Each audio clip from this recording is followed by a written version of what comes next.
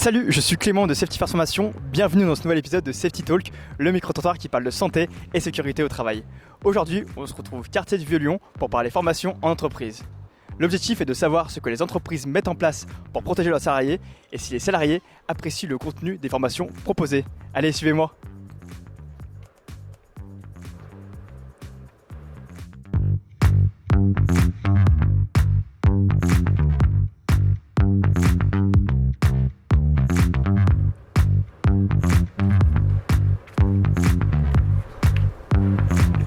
Bonjour, tout d'abord, est-ce que vous pouvez me dire ce que vous faites dans la vie ?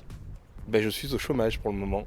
D'accord, très bien. Et qu'est-ce que vous faisiez comme métier auparavant ? Je faisais de la découpe de béton armé. Je suis ingénieur. Je suis à la base comédienne, metteuse en scène et là je suis une régisseuse générale, je fais mes études en direction technique. Je suis enseignante en mathématiques. Est-ce que vous avez déjà reçu une formation en santé et sécurité au travail ? Oui, plusieurs fois même, sur la conception et tous les risques aléatoires dus à la conception. Oui, surtout vis-à-vis des risques électriques, toutes ces choses-là. Franchement non. Pas avec le travail, mais j'en ai suivi à côté. Est-ce que vous pensez justement que ces formations sont importantes ? Moi je pense que c'est vraiment important d'en faire, de suivre ces formations, notamment pour par exemple le PSC1, dans le sens où en fait dans la vie ça nous arrive toujours de croiser des gens qui font un malaise ou autre, et je pense que c'est important de savoir gérer ces choses-là.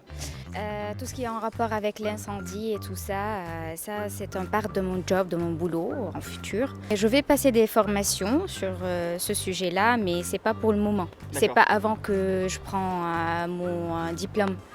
Et je crois que ça va être une partie de mon diplôme. Ok. C'est essentiel.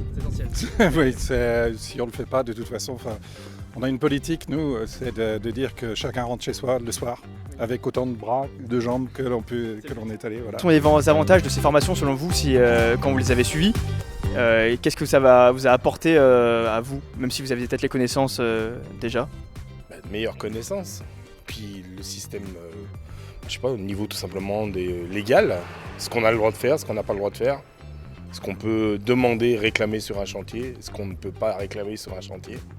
Nous, on se permettait des choses qu'on n'avait certainement pas le droit.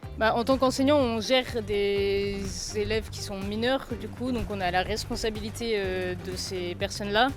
Et en fait, en cas de crise ou s'il se passe quelque chose, ces personnes-là ces enfants vont se retourner vers la seule personne adulte de la salle, nous. Donc il faut qu'on puisse gérer ça et pas qu'on se laisse emporter par le stress. En fait, pour être une directrice technique, il faut que je reçois ces formations-là. Mais par exemple, il y a beaucoup de gens que je connais là, durant mes stages et tout ça, qui travaillent et qui n'ont pas encore fait les formations. Ça, je sais. Et je sais très bien que pour être dans ce poste-là, je ne peux pas le faire si jamais je n'ai pas ces formations. Et est-ce qu'il y a d'autres formations qui sont importantes pour votre métier ? C'est le truc d'électricité, quand tu peux pas toucher les trucs si t'as pas la formation. L'incendie. Ça aurait été bien qu'il y ait un support de formation pour confirmer ce qu'on faisait. Donc c'est CDM, c'est tout ce qui est risque lié à la conception et des risques qui restent lorsque les ingénieurs partent. On appelle ça Safe by Design. Donc ça veut dire qu'on ne laisse rien au hasard. S'il y a quelque chose qui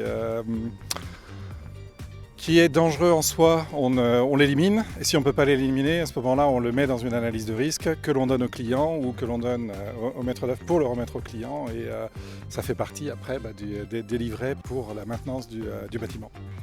Je pense pas mal des formations autour de la psychologie et de l'adolescence, puisque on rencontre des élèves qui peuvent traverser telle ou telle difficulté dans leur famille ou ailleurs. Et je pense que c'est important, nous en tant qu'adultes, de savoir comment gérer ces situations si on ne les a pas nous-mêmes rencontrées quand on était plus jeunes.